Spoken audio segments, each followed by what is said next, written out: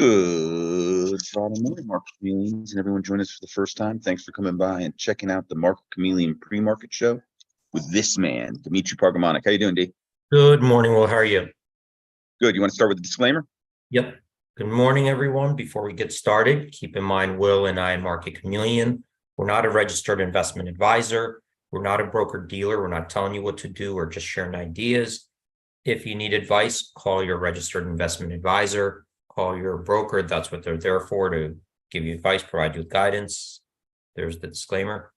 Excellent. Let me share my screen. And as I'm doing that, a reminder to anyone, if you're joining us for the first time, a quick note, Will and I will do this show in the morning to help answer questions that you may have about the Market Chameleon tools, the data, the analytics.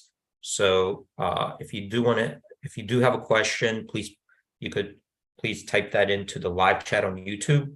Will's watching it. He'll read those questions back to me. If you want to come on a show and ask your question live, we'll also provide a link to Zoom. And on that live chat, click on that, takes you over to Zoom. Once you're in Zoom, click on a button to raise your hand. It will be at the bottom of your screen. Then you could ask your question live, direct. While we're waiting for more people to join us and for people to put in their questions, we'll give it a couple minutes. We'll start out taking a look at the pre-market report, see if we could get insights on what's going on in the pre-market hours, and then we will move on to the questions. So let's start out with the pre-market report. These are stocks trading in the pre-market hours. I'm going to come down here, and we have a list of our most active stocks, the biggest percentage gainers, biggest percentage decliners. Here I see 40 stocks made our percentage gainers list, 27 on our percentage decliners list. This list does, to make this list, these stocks do have to meet certain thresholds that we set with volume, price moves, liquidity.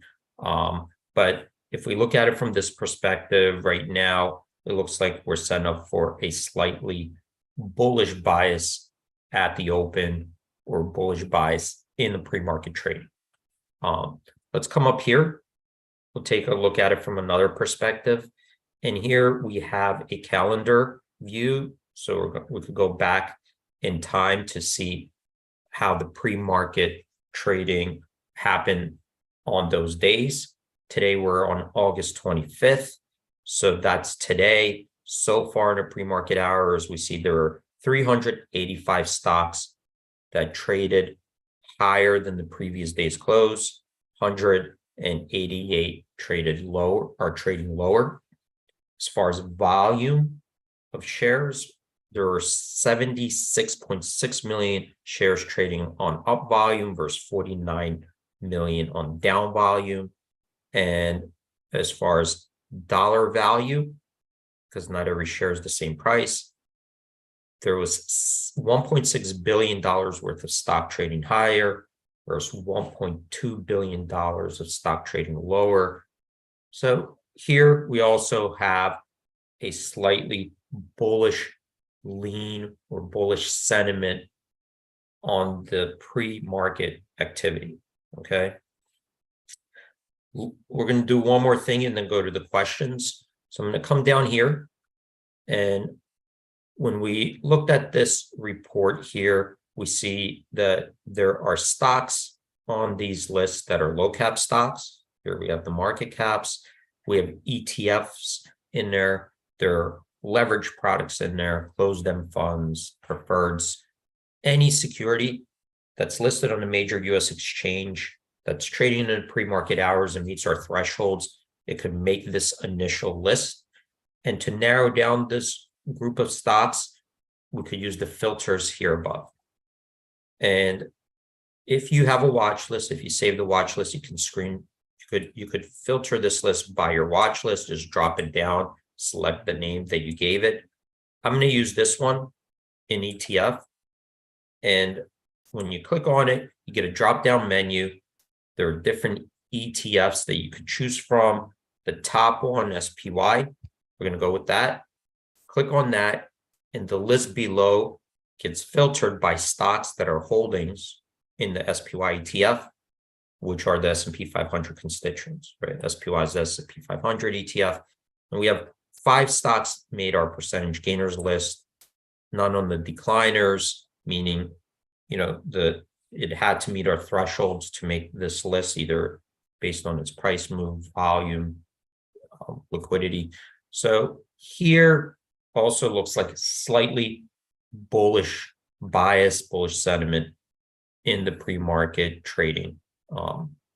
So gave it a couple minutes, Will. I think at this point, could go and take some of the questions if they're coming in. Well, we had a question about anywhere on the site, does it mention when Powell is speaking today? That was one question that popped up earlier. Yeah. So if we go up here and we put it under the news tab menu. So if you hover over the news over here, under economic calendar, right? Let's say the economic calendar, we click on that, and this gives us a calendar view of upcoming events. Like let's say this is today, right? These are the historicals, and you can change the dates here, up here. I'm going to close this. So today, on our calendar, the things that we're capturing, these are economic news, not firm specific, but broadly speaking on things that are economic indicators or reports. So today we see at 10:05 the chairman's scheduled to speak, right? So that's going to be closely watched, because people are sitting there trying to parse everything he says to see if there's an indication about their view of inflation, interest rates, recession, unemployment. All this kind of gets built into the models. And I think right now, one of the things that to pay attention to that's now starting to be talked about more is not even so much is the next rate going to be up or pause, but there is a long-term rate that they think is the neutral rate, right? So they have a estimate of, in the long term, what is the interest rate in a Fed funds that they think is not stimulative and it's not restrictive, right? So they have this rate that they set. And I think right now it's like at 2.5%, right? So they think like at 2.5%, it's like they're neutral. They're not trying to stimulate the economy. They're not trying to restrict it. It's neutral. And the idea there is, well, does that change? Does their opinion on that long-term rate change? In other words, maybe they're going to raise that view to 3%, 3.5%, maybe 4%, meaning that if we come back down to neutral, we're not coming back down in interest rates to 2.5. We could be coming back down to 3.5 in their view, or 3%, which means that the long-term interest rate that they believe that they'll come back down to, where they're neither trying to neither slow down the economy or speed up the economy, that rate could be now at a higher level than we've had set for a while. Okay, so it's one thing that people are starting to discuss, pay attention to, and watch for any kind of indication if the Fed's going to change their view on that, right? So you guys ever see the plot that they have is like the rates are here, and then eventually we think it's going to come back down to this level. So just one note, since we brought up the meeting, and And again, I don't think doesn't mean that he's gonna say anything at this meeting that will indicate, change, but these are like the whisper conversations going on. Well, do you have any other questions? Yeah, we did have a question from Robert. I have a question on whether we can filter for two criteria. The pre-market screener has a support resistance tab. I would like to couple that options change to see if there are overpriced options that can be used for selling outside the support and resistance. Yeah. So on this pre-market scanner, okay, what the pre-market scanner, it's looking at a specific type of trading, and it's saying through that trading, can we see where there's a support and resistance? Okay, so there are different types of ways to calculate a support and resistance, and we need to kind of clarify that there's no one way, one methodology, or one type of indication. And the support and resistance could be where you estimate the lower bound and upper bound that a stock could be trading at in a given day, in a given week, and so forth. So, for example, if given Apple's daily volatility, right? If we could calculate the daily volatility in the last 20 days or 30 days or 1 week, whatever we want. And if we use that data, we could create a standard deviation around, up and down, and say that we believe that the lower bound and upper bound, which we could use as a support and resistance, is this much. And it could be different for different stocks because some stocks are more volatile. For example, Netflix can move at twice the volatility as Apple, right? Or 3 times the volatility of SPY. So there are different lower bound and upper bound ranges for different stocks, and those fluctuate, right? So it's not always the same. They could fluctuate because volatility could go up, it could go down.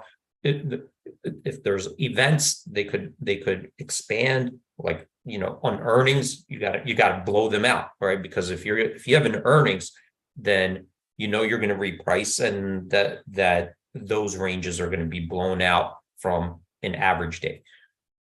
What is this looking at, right? This is looking at something different. And what it's saying is, okay, we have these, it's looking at large block trades in the pre-market, right? So here's an Apple right now. It's looking at large block trades.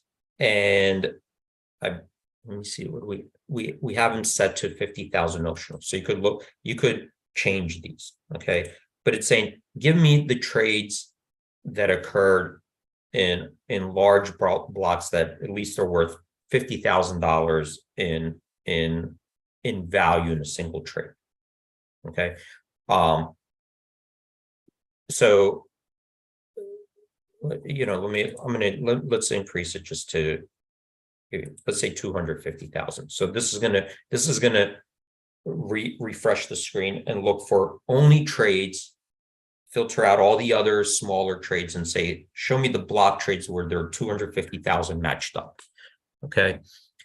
And then we're going to just analyze those, right? Everything else, we're going to say, take those away. Let's just see where those are occurring to see if there's big interest somewhere out there in a dark pool or in a trade that is getting matched up.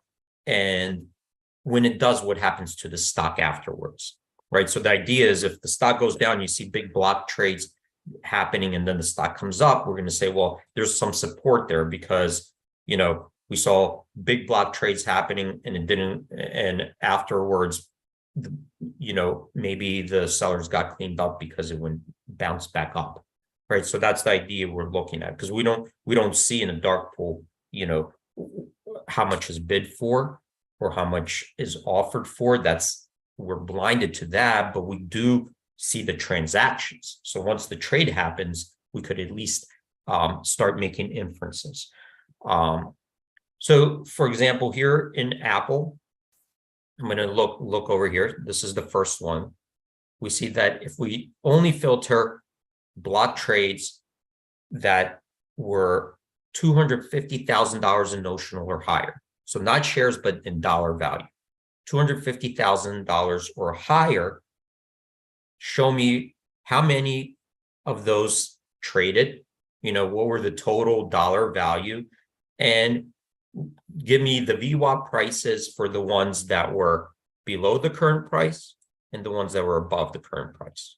Okay, so that's how we're valuing. So we could see for Apple so far, there are $2.9 million worth of stock traded that met that criteria. Okay, $2.9 million. But how does that compare to the average daily pre-market volume, that meet that criteria? Well, on a 30-day average, it's 61.9 million. So you could see it's only 5% of what an average daily volume. So it's not a lot. So there's not a lot going on in Apple stock in a pre-market for trades that meet this criteria. Okay. But let's just look at it anyway. Okay, just for this example, and say, okay, well, how many of these type of trades, the number of individual transactions, how many of them were there?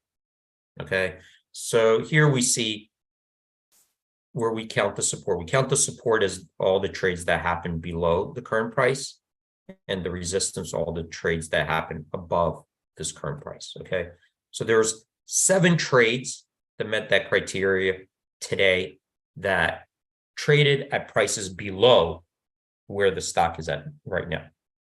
And there was 1 trade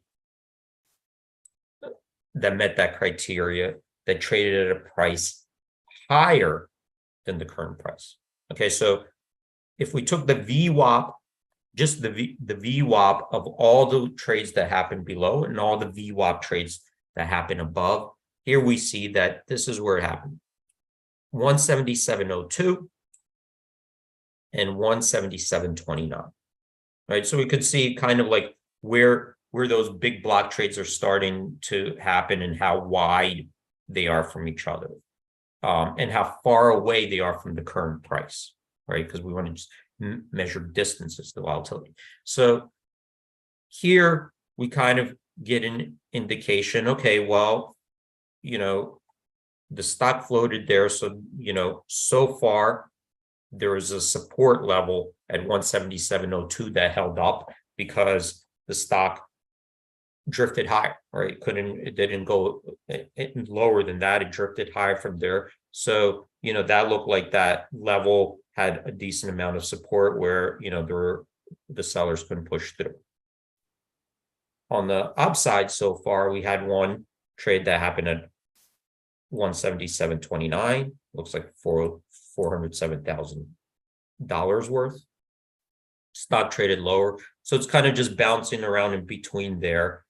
And that's the idea where we see, is there, does it look like those levels are far apart from each other? How far apart are they from the current price? How much traded, above and below? And this just kind of tries to give us some view of what's going on without knowing what the order books, right? We don't know the order book. We don't see the limit buys and sells on the order book. Neither, you could see them perhaps on the lit exchanges if you subscribe to those private feeds, but you're not going to see them in the dark pools, right? The dark pools, that's what the dark pools are for. You don't see the limit order book, but we could see the trades and what happened afterwards. And given this information, maybe you could start just making some inferences, right? That hey, there's there's definitely, looked like, there are bids there. They were hit, and we didn't see more offers coming in, knocking them out. And if anything, the stock didn't have a problem floating higher from there. It hit this spot and so far floated down. So right now, as far as these big block trades go, we could see kind of how far apart they are, perhaps in the order book where they're willing to trade. Okay, so it's a different way of looking at, we call it support resistance, but it's not the lower bound, upper bound range from what you would get from a volatility band. Okay. Hey, D, Rob is asking, is this screener update during the day? I'm assuming it updates on some sort of delay throughout the day, but I may be wrong. Right. So this particular screener, this one, is only looking at the pre-market activity, right? So after the open, when we go into regular trading hours, this screener will stop. It will only go up to all the trades that are happening only in the pre-market hours, because we separate those out from the regular trading hours. So if you want to go to regular trading hours, you would go into here, the big money side. So this screener, big money side, it has similar idea. So see, similar idea. This is yesterday's, by the way, because regular trading hours, we're still in the pre-market, so it defaulted to yesterday's date.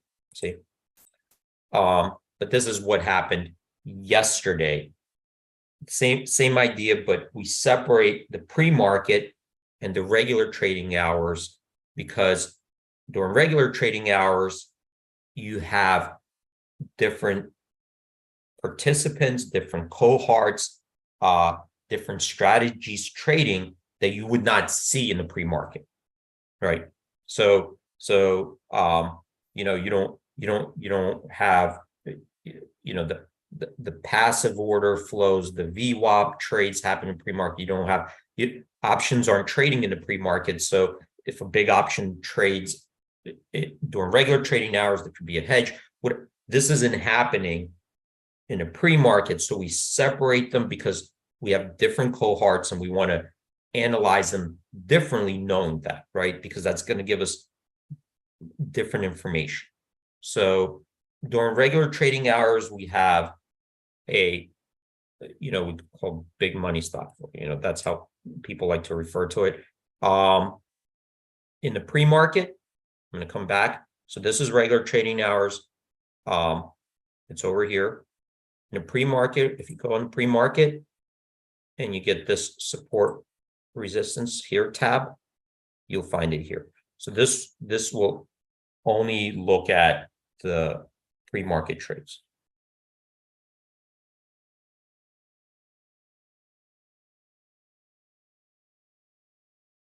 So, yep. Was that? We did have, Rob says, thank you. We had two questions come in from Jackie and Igor. I don't know. I can read them to you, or I can save them and we can get to them on Monday. Because I think there was an outstanding question about IV rank from Orange Bull from Friday. He had asked, I see the IV rank of 30. It says subdued. He wondered what that means. I think that may be an easier question. And then the one from Jackie and Igor we can do maybe on Monday, but that's up to you. All right. Well, let's see how quickly we could get through so what does subdued mean? So I'm going to go to SPY and we see that right here, there's a 30-day IV. All right. This is the level. And then the IV percentile rank is 30%. Right now it's moderate. We'll say moderate.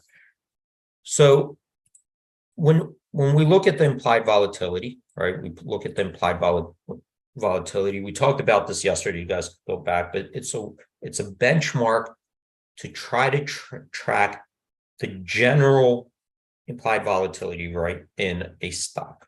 That means we need some kind of benchmark, that we could track from day to day. So we have to make a constant. So here it's a constant 30-day maturity at the money of IV.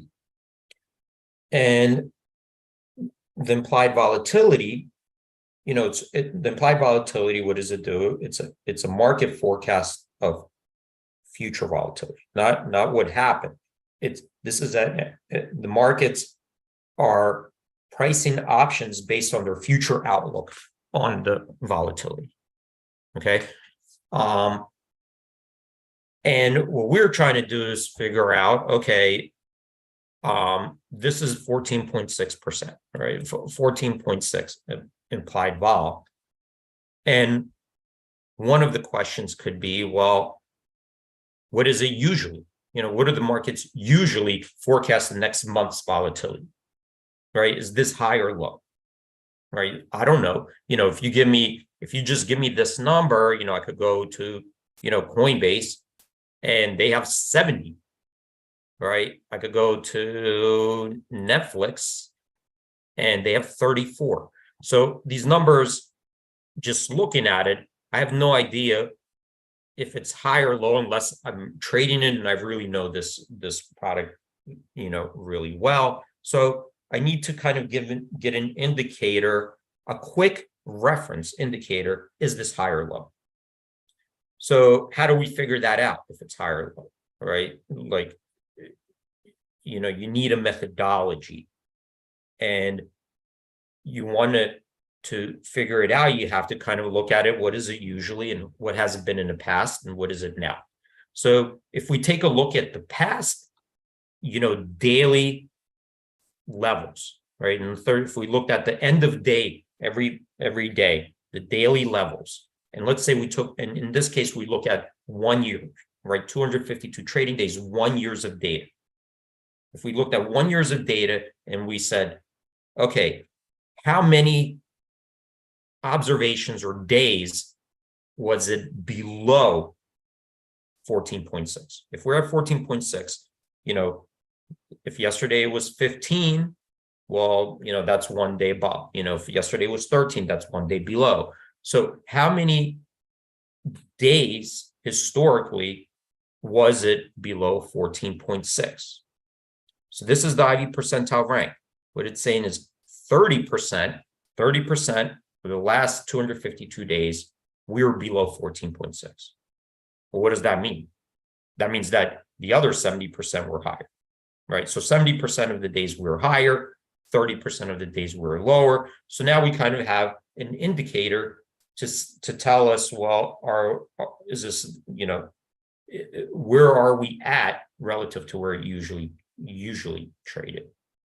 And if we take, so then we could split it up into buckets. Well, if we just said, okay, that's 30%, right? But what if we split it into buckets? Because sometimes we just want to know, is it on the high end, the low end, or is it just like kind of in a range, right? So if you wanted to go to the very low end, we could say, like, look, once it starts falling below the 25 percentile rank, starting to get low, right? It's starting to look like it's dropping down.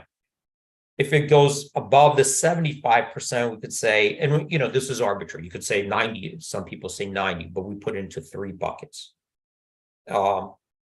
We said 75, above the 75 percentile, we're saying, okay, now it's starting to get elevated here. We're starting to reach levels where people are pricing in, starting to get fearful. Below 25%, they're starting to get a little bit complacent here. And it's going to bounce around, right, the 50th percentile, right? It's going to bounce below, above. So you have to kind of, if you're going to put it into buckets, you have to define the buckets. So we did it that way. 75% elevated, 25% subdued, moderate, and in between, we'll just say it's kind of, this isn't a moderate level.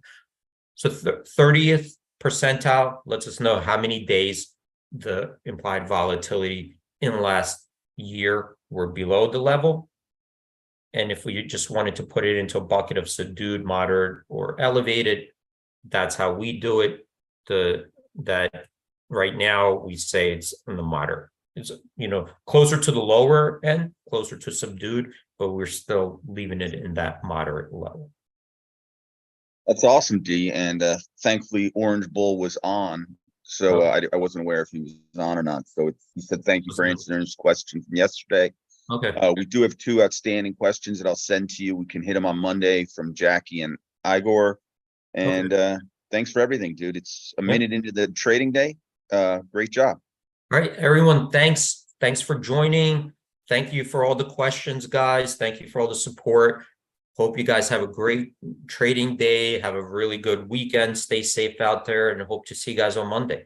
Great and peace, commands. Have a great day, and we'll talk later, D, and have a great weekend. See you Monday.